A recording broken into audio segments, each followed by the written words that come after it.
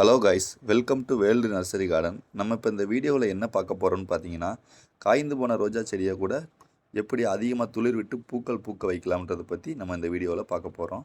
அதுக்கு முன்னால் நம்ம சேனலை சப்ஸ்கிரைப் பண்ணிக்கோங்க, பக்கத்தில் உள்ள பெல் ஐக்கானையும் கிளிக் பண்ணிக்கோங்க. அப்போ தான் நம்ம அடுத்தடுத்து போகிற வீடியோக்கள் உங்களுக்கு நோட்டிஃபிகேஷனாக வரும். இப்போ நம்ம பார்த்துட்டு இருக்கிற ரோஜா செடிகள் பூராமேவும் சம்மரில் அடித்த அதிக வெயில் தாக்குதல்னால காஞ்சிருக்கிற செடிகள். அது மட்டும் இல்லாமல் இலைகள் பூரா பழுத்து பூக்கள் பூராமே நல்லா பூக்காமல் ஒரு மாதிரி இருக்கிற செடிகளை பூராமே நம்ம இந்த வீடியோவில் பார்த்துட்ருக்கோம். இலைகள் ஃபுல்லாகவே பூச்சி விழுந்த மாதிரியும் இருக்குது. அதெல்லாம் நம்ம எப்படி இந்த வீடியோவில் சரி செய்யலாம்ன்றதை பற்றி தான் நம்ம இப்போ பார்க்க போகிறோம்.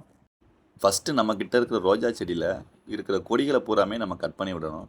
அது எப்படின்னு பார்த்தீங்கன்னா, வீடியோவில் பாருங்களேன், உங்களுக்கே தெரியும். அதாவது ரோஜா செடியில் ஒட்டுக்கு கீழே இருக்கிற லீஃபை பூராமே நம்ம கட் பண்ணி விடணும். அதாவது ஒட்டுக்கு கீழே நல்லா பாருங்களேன், ஒட்டுக்கு கீழே இருக்கிறத பூராமே நீங்கள் கட் பண்ணி எடுத்துடணும். அப்படி எடுத்தால் தான் நமக்கு ரோஜா செடி மேலே இருக்கிற லீஃப் பூராமே வளர்ந்து பூக்கள் அதிகமாக பூக்கும், இலைகளுமே வைக்கும். அது ஃபஸ்ட்டு சுத்தமாகவே நம்ம கட் பண்ணி எடுத்துடணும். அதை இப்படி இந்த மாதிரி கட் பண்ணி எடுத்தால் மட்டும்தான் உங்களுக்கு திருப்பி அந்த கொடி மாதிரி இருக்கிறது வராது. அந்த கொடி வந்தாலே உங்களுக்கு பூக்களுமே பூக்கவும் செய்யாது.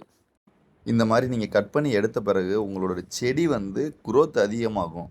அதுக்கப்புறம் தான் உங்களுக்கு அதிகமான பூக்களும் துளிர்களும் வரும்.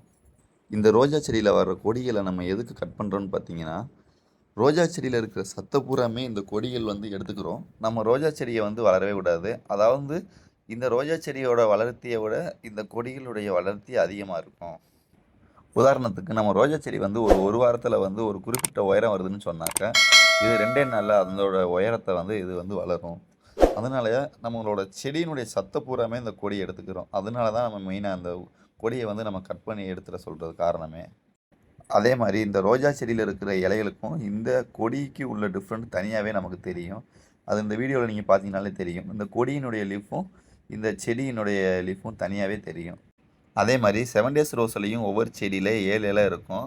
அதை நம்ம கொடி நினச்சிக்கிற வேண்டாம். ஏன்னா அது ஒட்டுக்கு மேலே தான் இருக்கும். அது ஒட்டுக்கு கீழே இருக்கிறது மட்டும்தான் நமக்கு கொடி. அது 7 days ரோஸில் இருந்தாலும் சரி, எதில் இருந்தாலும் சரி, நம்ம அதை கட் பண்ணி எடுத்துடணும். நம்ம தொட்டியில் வச்சுருக்கிற ரோஜா செடியை அடிக்கடி இடமும் மாற்றி வைக்கக்கூடாது.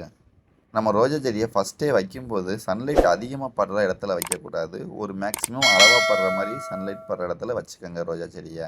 நம்ம கிட்ட இருக்கிற ரோஜா செடியில் காஞ்ச இலைகளையும் பூக்களையுமே கட் பண்ணி எடுத்துருங்க. பூக்கள் ஃபுல்லாகவே காஞ்சு தான் இருக்கும் ஆல்ரெடி வெயிலில். அந்த பூக்களையுமே ஃபுல்லாகவே நீங்கள் கட் பண்ணி எடுத்துருங்க. நம்ம கட் பண்ணி எடுத்தால் தான் பூக்கள் பூக்கிறதுக்கும் துளிர்கள் வெட்டுறதுக்கும் ஹெல்ப்ஃபுல்லாக இருக்கும். நம்ம கிட்ட இருக்கிற ரோஜா செடியோட மண் ரொம்பவே இறுகியும் இருக்கும். ஏன்னா நம்ம வாங்கி வச்சு எவ்வளோ நாள் ஆகுதுன்னு தெரியாது. நம்ம தண்ணி ஊற்ற ட்ரை ஆகி அந்த மண் ரொம்பவே இறுகி இருக்கும். அந்த மண்ணை நம்ம ஃப்ரீ ஆக்கி விடணும். அதுக்கப்புறம் டிஏபி உரம் வாங்கி நீங்கள் போட்டுக்கோங்க ரோஜா செடிக்கு. ஒரு 3 கிராம் அளவுக்கு போட்டாலே போதும்.